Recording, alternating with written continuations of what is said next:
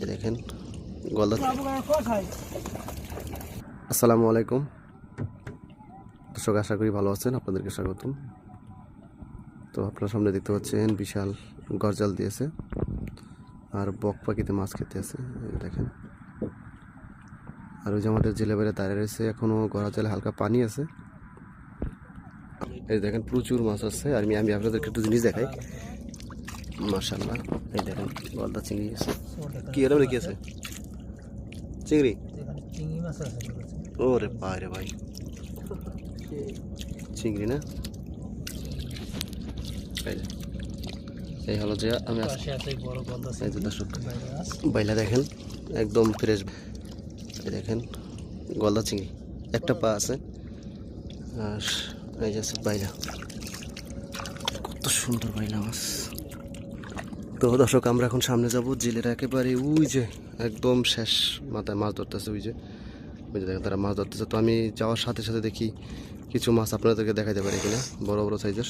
এই যে দর্শক দেখুন, আমি বলছিলাম যে সামুদ্রিক কাঁকড়াও এসেছে। দেখেন এই যে আমাদের সামুদ্রিক কাঁকড়াগুলোর খুবই মানে দুর্দান্ত এবং আস্তে করে কামড়। ও বাবা,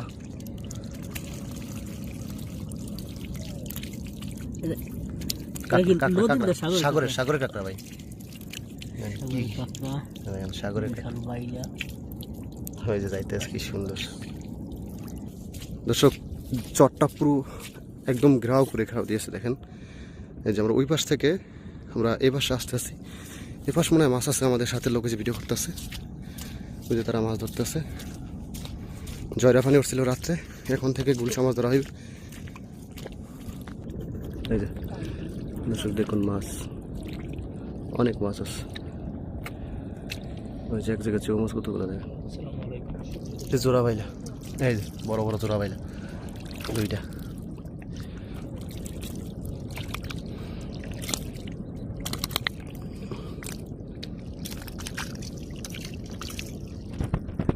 জোড়া বেলে মাশাআল্লাহ, খুবই সুন্দর, একেবারে ফ্রেশ।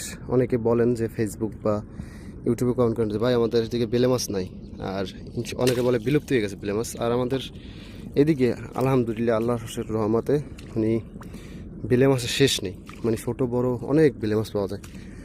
এই যে বিশেষ করে এখন যে চৈত্র বৈশাখ জ্যৈষ্ঠ আষাঢ় শ্রাবণ এরকম পুরো বর্ষা সিজনটায় বেলে মাছ পাওয়া যাবে, সাথে তো অন্য অন্য মাছ থাকবেই। এই যে দর্শক আসলাম তাদের কাছে, এই যে আলহামদুলিল্লাহ ভালো মাছ দেখা যেতেছে।